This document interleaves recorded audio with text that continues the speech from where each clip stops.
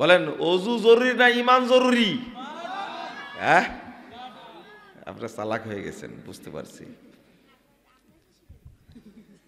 তো ঈমান জরুরি যদি হয়, তাহলে এতগুলো মানুষ নামাজ পড়ে, তাদের মধ্যে কি নাই? ঈমান নাই। তাহলে বুঝেন তাওহীদ বুঝতে হবে কিনা, ঈমান বুঝতে হবে কিনা। হায় হায় হায়। তো যদি এই ভাষাটা বুঝেন, আপনার শুনেন তো ভাষাটা বুঝতে পারেন কিনা। কোন ব্যক্তির হজ নাই, জাকাত নাই, সিয়াম নাই, সালাত নাই, কিছুই নাই, কোনো আমলই নাই, তবে শুধু তাওহীদ আছে, এই লোকটা জান্নাতে যাবে। কথা বুঝতে পেরেছেন? কোথায় যাবে? জান্নাতে যাবে। কিন্তু আরেকজন ব্যক্তির হজ আছে, জাকাত আছে, সিয়াম আছে, সালাত আছে, সব ইবাদত আছে, কিন্তু তাওহীদ নাই, এ জান্নাতে যেতে পারবে? কোনো দিনই পারবে না। এই কথাটা বুঝলেই হবে। বহু মানুষ শুধু তাওহীদ থাকার কারণে জান্নাতে চলে যাবে।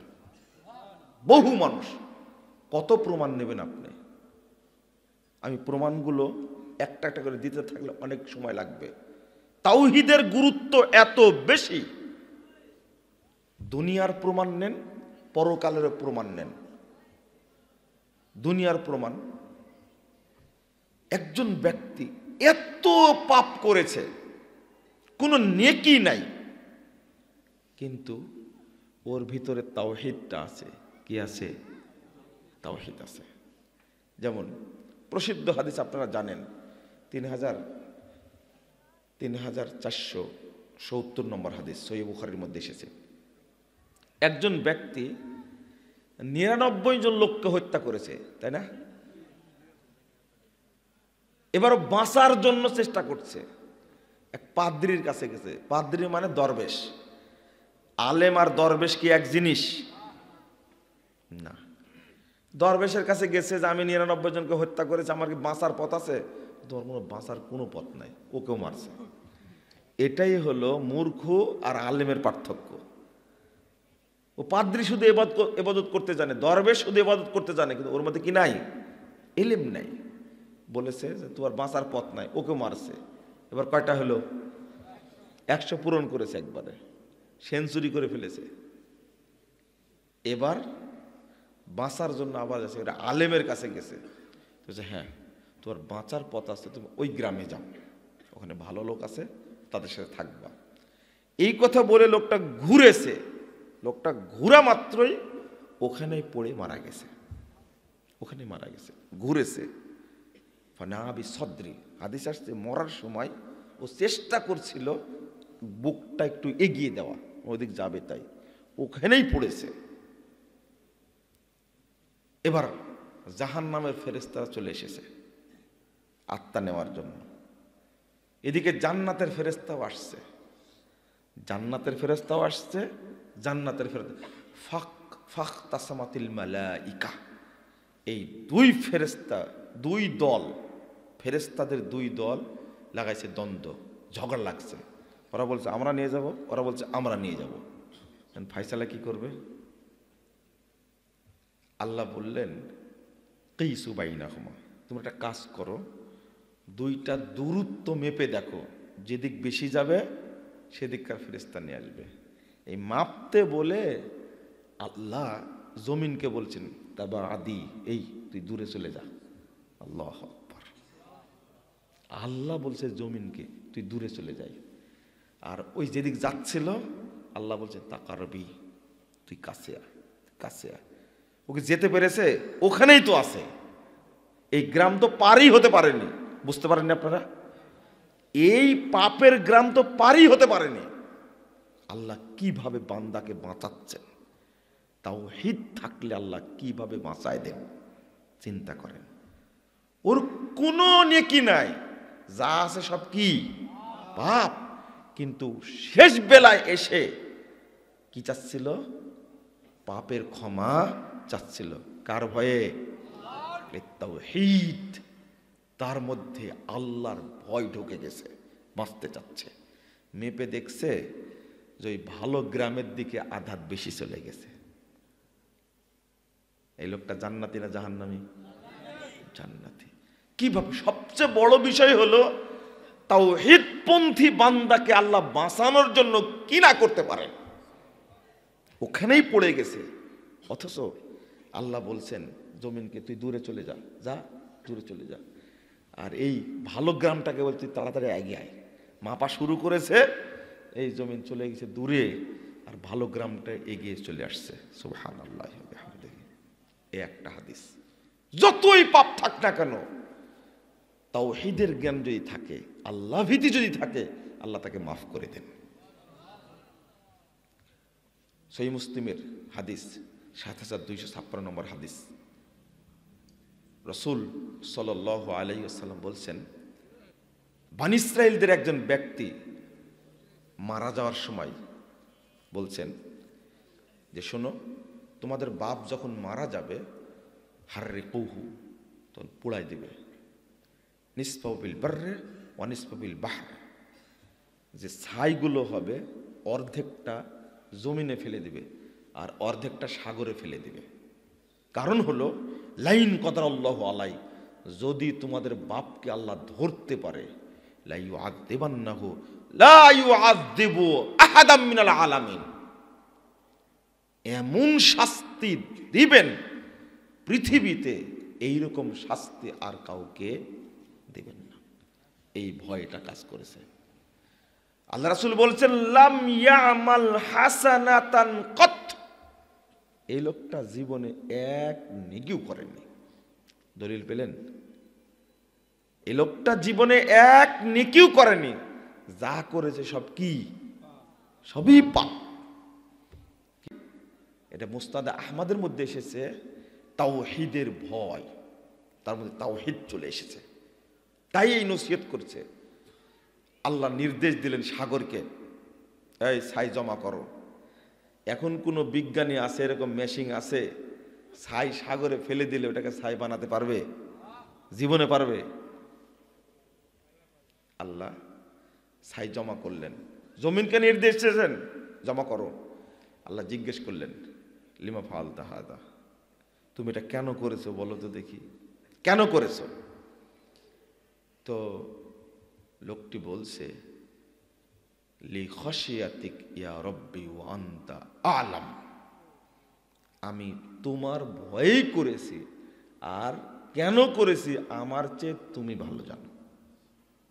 তাহলে আমাদের ঈমান কেবলে মসজিদ পর্যন্ত গেছে, আর এই পাপী লোকটার ঈমান তাওহীদ কত দূর গেছে? আল্লাহ পর্যন্ত। আমি একটু বাড়াই বললাম আপনাদের কাছে যে আমাদের ঈমান মসজিদ পর্যন্ত গেছে, মনে হয় না। আমাদের ঈমান মনে হয় কণ্ঠলালি পর্যন্ত যায়নি, মসজিদ তো দূরের কথা। কিন্তু ওই পাপী বান্দা কি সাহসে বলছে মিন খাশিয়াতিক ইয়া রব্বি, হে আল্লাহ আপনার ভয়েই করেছি, ওয়া আনতা আ'লাম, আর আপনি সবচেয়ে ভালো জানেন আমি কেন করেছি। ফাগফারাল্লাহু লাহু, আল্লাহ তার সব পাপ ক্ষমা করে দিলেন।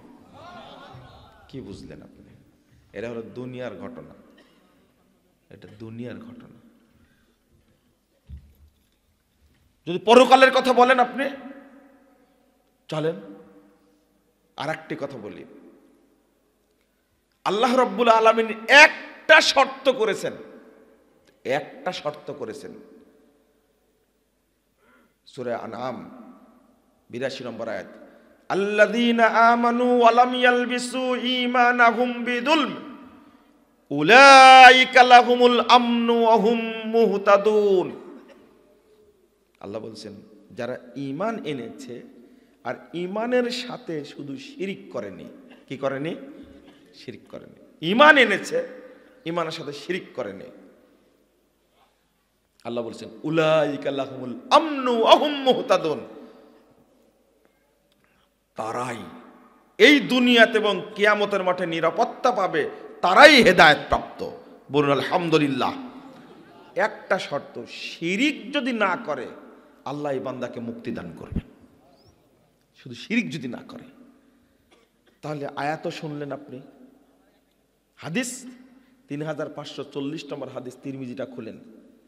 রাসূলুল্লাহ সাল্লাল্লাহু আলাইহি ওয়াসাল্লাম বলছেন, আল্লাহ কিয়ামতের দিন বলবেন, ইয়া ইবনা আদম লাউ আতাইতানি বিকুরাবিল আরদি খতায়া ওয়ালা তুশরিক বি শাইয়া, তুমি যদি আমার কাছে আসো জমিন ভর্তি পাপ নিয়ে, মানে আসমান থেকে জমিন পর্যন্ত ভর্তি পাপ নিয়ে, ওয়ালা তুশরিক বি শাইয়া, এই পাপের সাথে শিরিকের পাপ নেই, লা আতাইতুকা বিকুরাবিহা মাগফিরা, তাহলে আমি তোমার কাছে উপস্থিত হব সমস্ত পাপ ক্ষমা করে দিই।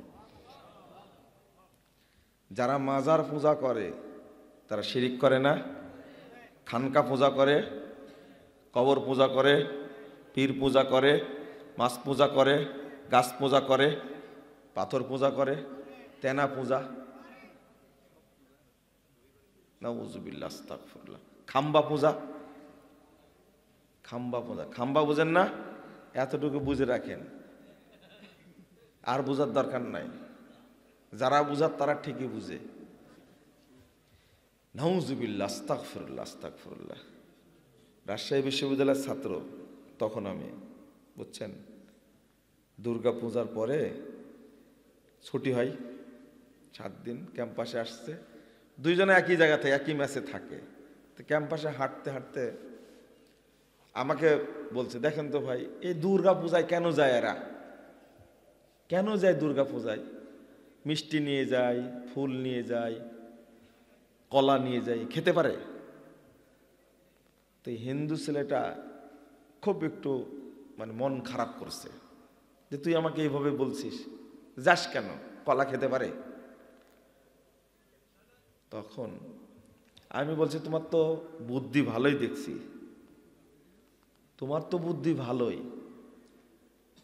আরে কলার দাম আর কয় টাকা, মিষ্টির দাম কয় টাকা?